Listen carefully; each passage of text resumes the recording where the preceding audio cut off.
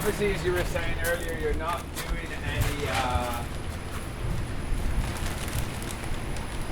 doing any greenhouses, but you've sufficient amounts, obviously. You know, here's the interesting thing. Yeah, it sounds great. Really good.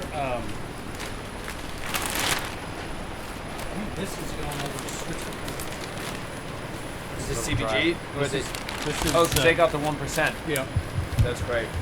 How are you figuring out all that sort of international, all that stuff? We let them do that. Yeah, great. They figure out the Swiss. Yeah, great. So, so my thoughts on the sun-grown versus indoor, or semi-indoor, hoop house, is that you have this terroir, if you will, this environment that produces really outstanding sun-grown flower. Sure. Why remove that? Why take that away? I know that the indoor or greenhouses improves the terps and et cetera, makes Not it when you're sticky. growing like you are. Not like, but I would say this, is that I too would prefer to have my tomatoes grown in the sun versus in a greenhouse, right? However, there is a clientele that will want the frosty looking stuff. Yeah. And so it's like, do you want to open up your, past, just outdoor. Some people automatically, doesn't matter, it's outdoor, not interested. Yeah. There's a whole other, and think of cannabis, right? A lot of people, and the fact is it's not really available yet. Some of this indoor CBD that I've seen, off the Richter scale. It's like indoor cannabis, really frosted out, and people see that and they go, I want that one. So, it's like outdoor has its place, but for a lot of people, they don't want to smoke outdoor, especially if you're thinking of where you're shipping this to, right? Like if it's going to New York or any of these other places, a lot of them will want indoor, or if you can provide it, they'll go, I'll take this and I'll take your indoor too. So, that's... that's what we're feeling is that, the market's dictating that they want this. So we've got a new property that we're going to put hoop houses up on and just get started. Great. Great. So what else do we have in here, just to show some this looks pretty cool here. It's from keeping, is it?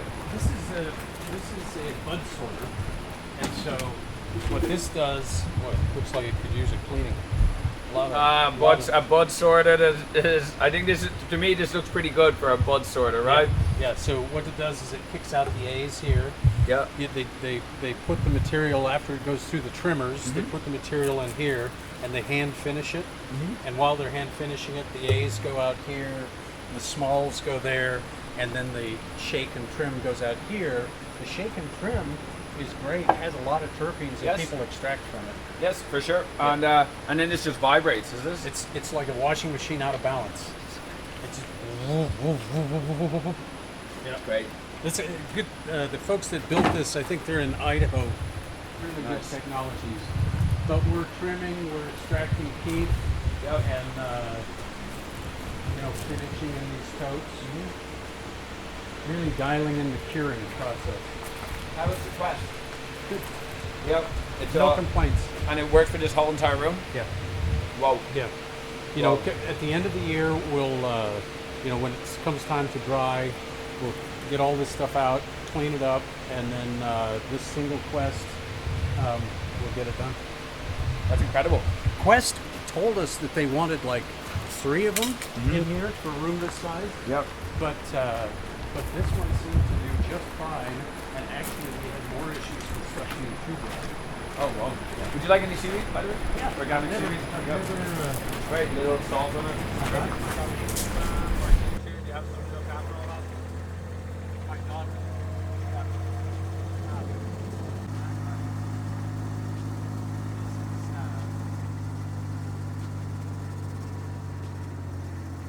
We've got all this stuff that has been processed for keef. Yep. So it's still like 8%, yep. But our extractors want 10%. Yep. And so I'm looking at this as a mulch. As a mulch. Yep. Why not? Why not? We reuse it, and then yep, I think so, absolutely. And again, that goes back into the soil. And hey, CBD's got to be good for the soil too, right? It's the same exact principle. And so this is the cover cropping here, is it? This is pigweed here, but the purslane. This is purslane right here. This succulent. I'm told it's hard to cultivate. Yeah. But you wouldn't know it from what it does here. No way. But yeah, we have neighbors come in and pick it for their salads. And I'm always, so back to the biodynamic. Mm-hmm. It was here, and it clearly wanted to be here, mm-hmm. and it clearly worked well, and so we're just leaving it be. Yeah, so I think everyone, it's important. It's very important to see here. There's a difference, right? There's definitely a difference. I think we've shown you a few other farms that we've been to in the past. Everyone has their own way, and there's no way that's just the right way. Everyone has got their own budgets, what they can achieve in a certain time. But as you can see here, it's something that's very unique. Because I often hear about people talking about companion crops or cover crops, and I see rows upon rows upon rows of this black, and this is actually biodegradable. It's not actually plastic, but as you can see here, each one of these rows, every single one of them, they've got these beautiful cover crops on each side, and it's all helping the soil. It's helping the plants, and I'd say maybe even this year could be even better than the previous year, right? Because you keep looking after, right? Yeah, we hope so. I mean, I'm amazed because the hemp is so extractive. It pulls so much out of the soil. This will be our 4th year, mm-hmm. and we did get the new property so that we could rotate more. Yep. But these guys are doing fine. I mean, the soil is healthy. We try not to disrupt it that much. Yep. And now, can you explain? Because I know that there's for people who maybe don't know, you can either plant by seed, and if I was to look around Oregon, there is this would be considered to be pretty. This is going along pretty well, right? A lot of other farms, you'll see them. I'll even take some photos for you when I come back out of here. That there's nothing started, but here, it seems you've already. So what has been this process? How come yours is already growing like this? Well, I don't know. We do everything the best we can. But you touch on a really interesting thing, and I'm fascinated with it. The seed to soil is no question the best, and when you're trying to eliminate pesticides and any other outside materials, the way that you can really fight that is with a robust root system. Sure. And our generally accepted practices work against that, because you give your seeds to a greenhouse, the greenhouse sows them in the 72 part trays. Yep. And in order for you to be able to pull that out with the root ball intact, you have to wait till it's root bound, right? So that you pull it out and you can see the roots have hit the plastic, they've wrapped around it, and they're holding that soil together. Well, that continues, and at the end of the year, if you pull up one of those root wads, it looks like a fist. Mm-hmm. And from the fist grows out some roots, but not a healthy root system. So if you go direct seeding, then it's just night and day. But so in this case, right, when did you these weren't just seed in here, you'd already gotten them started at another farm, was it? Mm-hmm. So because some people, they'll just put the seeds in the ground one after the other, but in this case you said you got the seeds, you gave them to another greenhouse. Another greenhouse. They put the seeds in, so they actually started the seeds. Yep. And then, so when they go into the ground, it's like, hey, you're not just a little baby waiting to come out. You've already started, and so that obviously clearly aids in developing that root structure. And it's pretty evident how healthy these look. If you go direct seed, the problem is you have about a 60% germination rate, and so. When you have a start and you put the start in the soil, it's already going, and so you have, of course, 100%, but you have transplant shock. You're pulling it out of this wonderful warm greenhouse, you're putting it here in some different soil. So for me, the trick is to figure out how to take that start that has germinated and transport it before it's really grown that much at all, so that this is its as far as it's concerned, this is its home. And we're doing that over here. And we just planted these guys, and I think they'll catch up and probably surpass the traditional stuff within 3 weeks. Right. Yep. We just stopped off here. I saw a little bird box here, and Paul was telling us that these are actually for owls. So, Paul, if you want to talk to us a little bit about why owls. Yeah. Well, we love owls. Everybody should love owls. Yes. But the owls, we have a population of owls in the barn, and they fledge. They have maybe 4 to 7 fledglings every year. Yep. And they have to have a place to go. When a woman saw that we had the owls, I think through Instagram, she's doing a graduate school study, and so she came and put up these owl boxes, and the owls are so helpful in the field. I mean, they do. Mice and rodents are a big issue, with this sort of operation. And we don't really have issues like neighbors do. So. And again, it's just using what is given to us by nature and let nature do its course. It's like often man thinks, oh, well, I got to do it my own way versus just trying to work with what we already have that naturally looks after itself. Look at Vegas. Vegas. Who in the hell came there and thought, well, God, this is a desert, this is a hot site, so we should build like pyramids and lakes and stuff.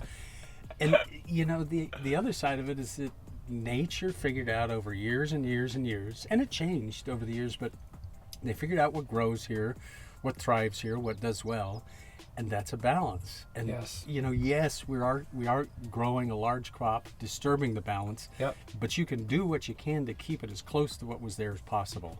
Yep, absolutely. And, Paul, could you just quickly touch here on this side here, because obviously we just looked at some larger plants. We just looked at some larger plants, and obviously these don't look the same. And even on the cover crop side, it's not really there either. So can you explain to us why does this look different from the other one? One thing that you do for weeds is you don't set the beds until you're ready to plant, and so just everything is a few weeks behind what we just saw. So this will come up the way it has, but these are the most interest to me. You'll notice they're shorter. Yes. So these were started in an organic paper tube that goes into the soil with the start. Mm-hmm. But what that allows you to do, since you're not relying upon the roots to hold that root wad, that root plug together, the paper tube does, you can plant it when it's really, really small. Oh, nice. The value of that is that the roots never hit the side of a plastic tray and turn back on itself and begin root binding. Oh, great. So they haven't even reached the edge of their cube yet. You put them in there and they will just flourish. So what I was saying is that these guys will surpass the other ones in terms of size within the next few weeks. But then what they'll also do is they'll be more resistant to pests, more resistant to disease, because they've got that healthy system out there. So what's the reason for doing both? One's to sort of experiment. Okay, gotcha. Experiment, because I saw this and I was like, no brainer. This is the way to go. We have to do this for everything. And the others in the family, wisely, because they've kept me from making some stupid errors, said, no, Dad, we're not going to do the whole thing. We're not going to bet the farm, so to speak. Sure. We're going to do it in one section, and if it works according to plan, then the next year we'll do everything that way. These guys are everywhere. And so we're trying to figure out... Now, is that a good thing or a bad thing? Because I think that is a bad thing, that they'll probably be nipping on your... Well... Or are they after just the worms and everything? I have no idea. All I know is that they were here, and so we try to accommodate, and what they do is they do this really goofy thing. So what she's trying to do right now is lead us away from her nest, and so she'll pretend to be injured as we get closer to her nest. Watch, she's saying, come, and if I follow her, then she'll flop around on the ground. Oh, we're not following you then. You had your time. Yeah. So now we're going back to her nest, and she's going to come back. But we've got to flag these. Oh, look at this. So we've got to flag these. Wow. So that we don't damage them.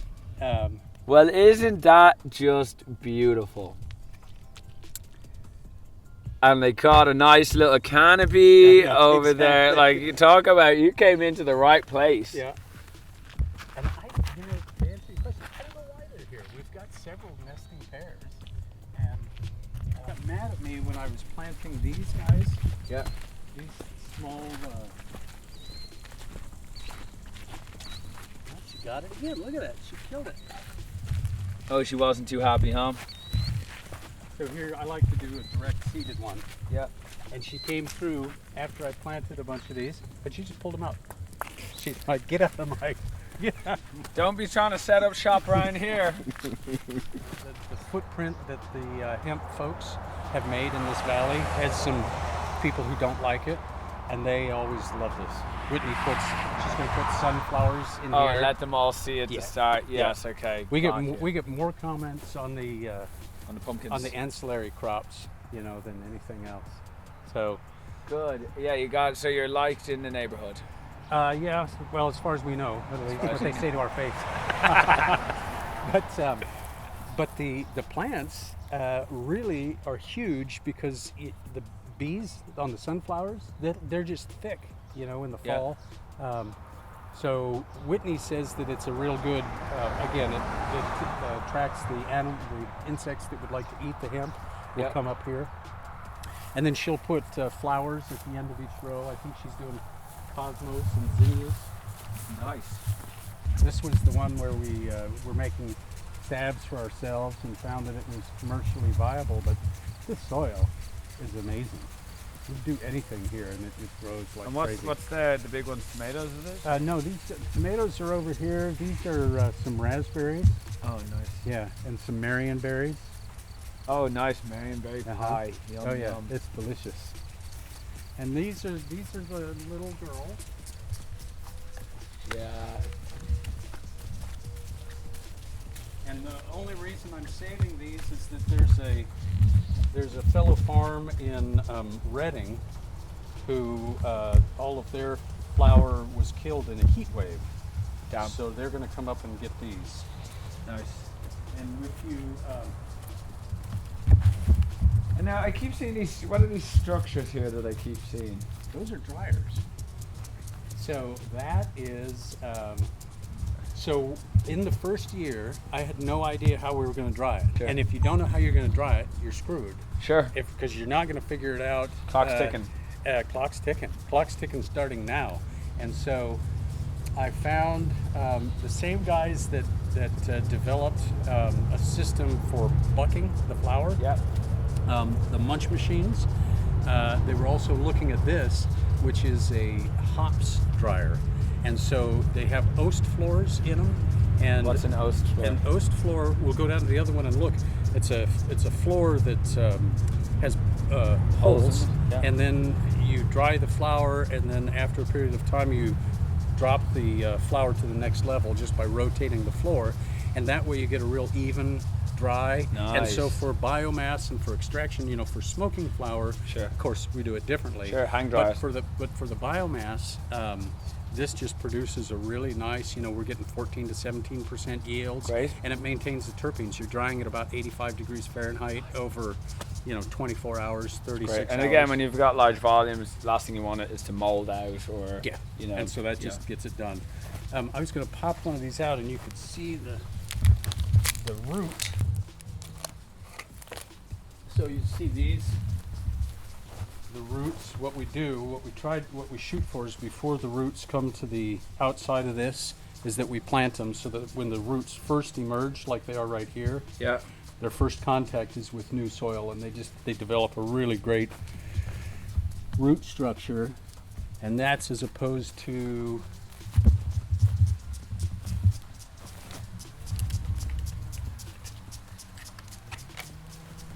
like these guys, which are already the roots already pretty bound up. So that's just going to develop into more of a root bound scenario. Nice. So we're loving these guys. And who does that for us? Hey, plug them right now, yeah. Plug them. Amy from where? Amy from Ebb and Flow. Amy from Ebb and Flow makes those Cascadia Collective. Cascadia Yeah. Collectives, helps with all of these. So you can give her your seeds, Yep. and then boom, they make all these starch ready for you. Yeah. So we're really excited about this technology. So if you need them, you know where to get them. But on the mushroom side, I mean, I'm very excited about what's coming with the mushrooms. I've actually been trialing out different blends that a friend has made. He owns a company, Mycology, and I mean, I took a couple of these capsules, and it's stamina. And I mean, you'd swear you had a coffee.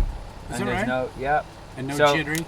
No jitteriness at all. And so I think the mushrooms is a whole other. I'm now looking for, the blending of all of this together. Mm-hmm. Because again, it's not just hemp, right? It's okay. Well, hemp is great for anti-inflammatory. Well, so is tart cherry juice. Some of the elixirs I gave you, there's elderberry for immunity. There's saffron, blue lotus, and it's really about the blending of nature together to try and give us the best that we possibly need.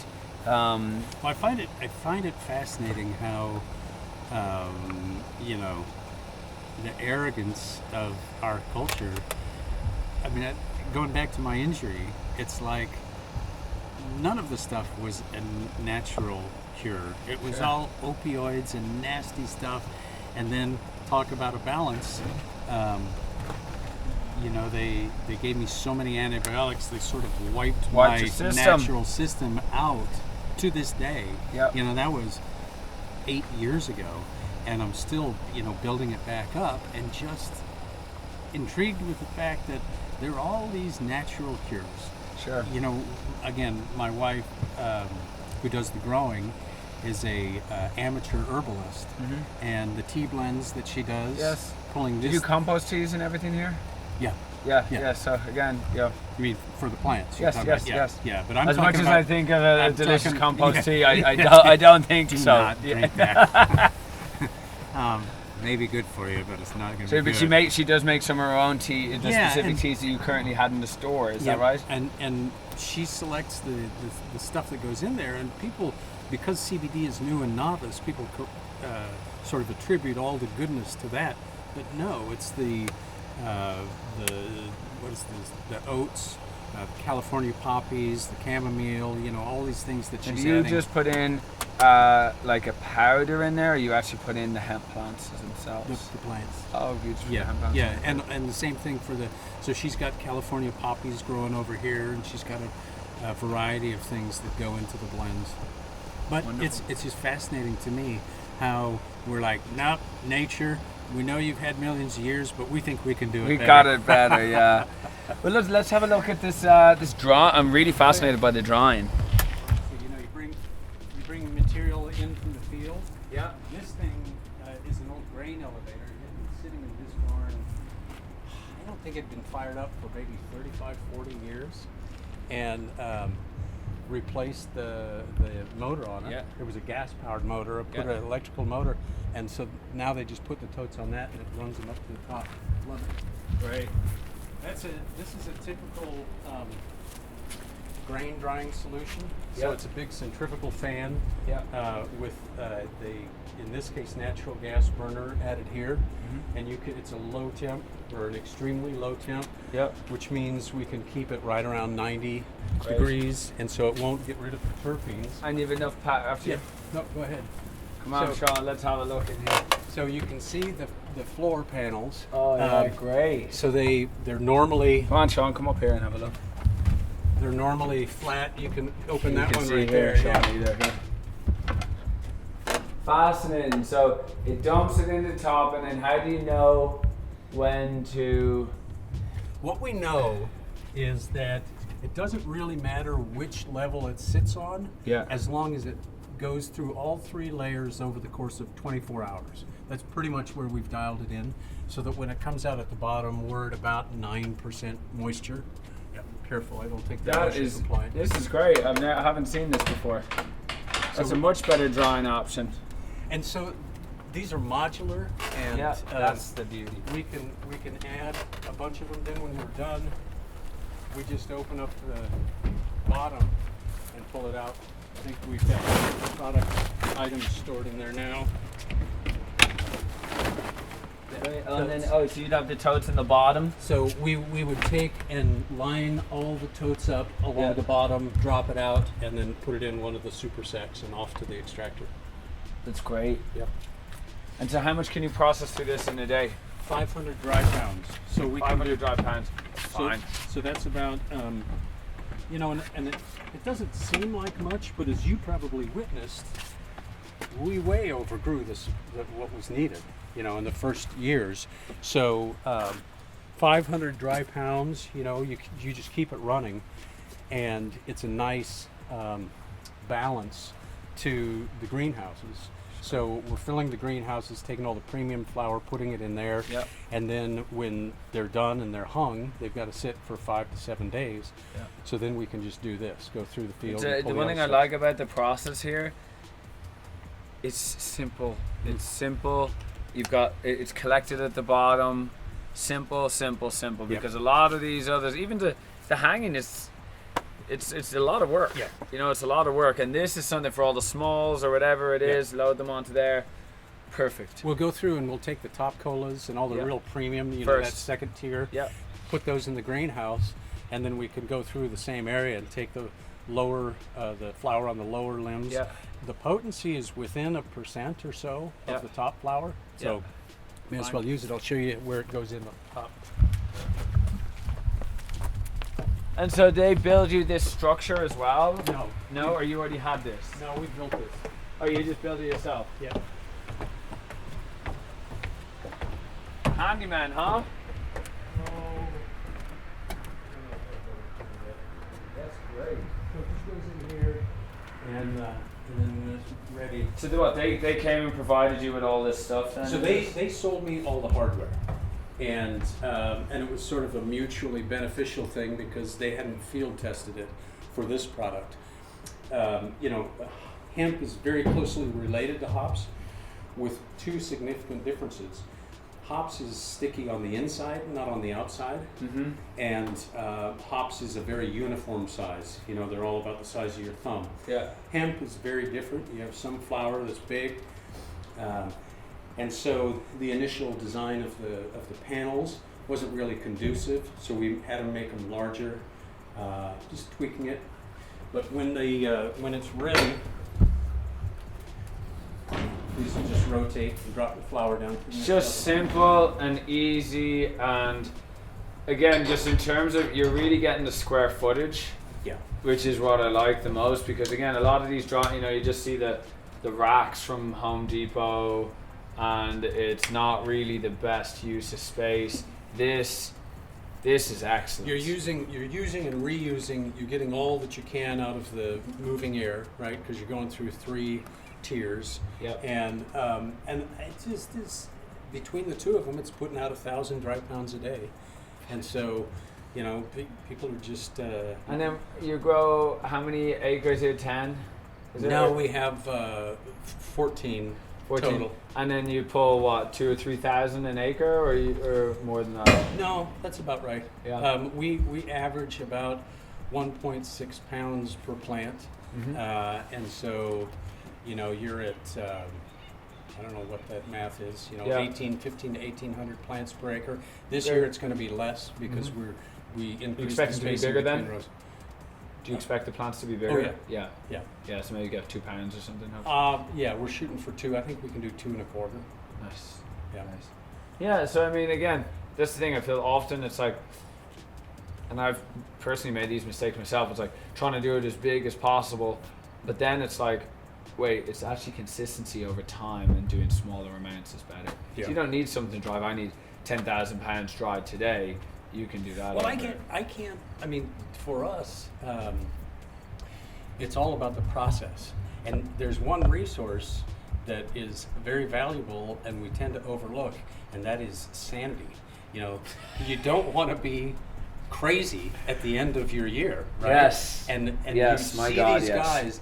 You know, like you'd see it starts raining, and if you happen to go anywhere near a Lowe's when it's raining in the fall, you see all these panicked growers buying tarps and fans and things, and it's like, just go steady, and then you can go to sleep at night and relax. And if it starts raining, you know, you don't need to panic. You'll get everything out of the field. So we're not coming in. The thing we did in year one that was really just made me nuts was you'd have these flurries of activity, you know, bringing in a whole bunch of people to help you with harvest, and they'd be there for 3 days and then they'd go away, and you had to train them all the first day, and they were just getting up to speed by the time it was time for them to go. So now we hire a full-time crew and just keep them employed, keep them steady. For our harvest, we start early, and we harvest compliant, fully compliant, 0.3%. Yeah. But you can do like 7 people, 5 to 7 people, and just stay steady all the way through. And then I get to stay sane. Yeah, I think you've really hit the nail on the head here. You know, from just the balance, I think the balance being the most important part, seeing how we really work with our environment here, not working against it. Yeah. And again, I think just even coming back to the staff, right? Having the consistency, because that training, it takes a lot of work, and so have a little bit less people rather than a boatload of people. You train them every time, and look after your staff, look after your people. And that's a really key point. They are such a critical part of the system. It's brutal on them. You know, you get 3 days worth of work, and then where am I going next? And do I have a job? And so to employ fewer of them but full time, everybody's just happier. The vibe is better. People are more relaxed. They know they've got a paycheck. You know, and it just feels better. Well, look, I think we're about there today. Tell us, where can we find your products? You know, how do people get in contact with you if they wanted to learn more? Where can they do that? Yeah, currently we're all direct to consumer, so it's all on horncreekhemp.com, and then Instagram is at Horn Creek Hemp. Those are the best ways, and then reach out directly. You know. Great, it was an absolute pleasure. Thank you so much, Paul. I really enjoy what you're doing. Cheers, thank you.